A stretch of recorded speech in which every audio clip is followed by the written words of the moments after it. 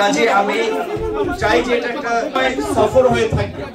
এখানে যারা এসেছেন থাকে না, কিন্তু সবাইকে নিয়ে একটা সমাজ এবং একটা পরিবেশ। এখানে যারা এসেছেন সবাই আমাদের স্বজন, কাছের লোক। কাজে কারো কথায় কেউ কষ্ট পেয়ে থাকলে আমি তার পক্ষ থেকে দুঃখ প্রকাশ করছি। এবং আপনারা বলেছেন, আপনারা বক্তব্য দেখেছেন, বক্তব্য দিয়েছেন, কিন্তু আমাদের আরো সিনিয়র নেতৃবৃন্দ ইউকে থেকে এসেছেন পেছনে আমার সফর সঙ্গী হিসেবে, আরো অনেক আছেন, তারা কিন্তু বক্তব্য রাখে নাই সময়ের অভাবের কারণে। কিন্তু আমি বলেছি আপনাদেরকে দেওয়ার জন্য আপনাদের কথা একটু শুনি। আমরা তো প্রতিনিয়ত টেলিভিশন পত্র থেকে বলে আমাদের বক্তব্য শুনেছেন, আমাদের কথা শুনেছি, ভালো লেগেছে, আরো ভবিষ্যতে শুনবো ইনশাআল্লাহ। জীবন দিতে হয়েছে আপনারা জানেন। এখানে এক ভাই বলেছে, এই যে সামনে বসা আছে, যে কিছু বলতে চাই, যে জন্য আপনাদের সকলের মনোযোগ আকর্ষণ করছি।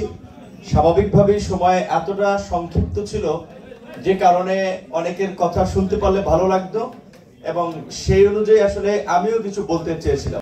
এটা সমস্যা, আমরা আসেন না নির্ধারণ রাখছি আমরা আমি আপনার সাথে কথা বলবো। বসাই দিয়ে চলে যাই, ভাই আসেন না, বসাই দিই, প্লিজ স্যার। অস্তিত্ব থেকে আজকে এই পুনরুদ্ধ বাংলাদেশ, স্বাধীন বাংলাদেশ আমরা দেখতে পেয়েছি। করে 1/11 যেমন আমরা আমাদের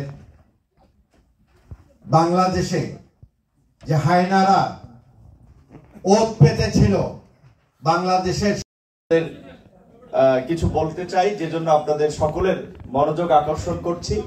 স্বাভাবিকভাবেই সময় এতটা সংক্ষিপ্ত ছিল যে কারণে অনেকের কথা শুনতে পারলে ভালো লাগতো, এবং সেই অনুযায়ী আসলে আমিও কিছু বলতে চেয়েছিলাম।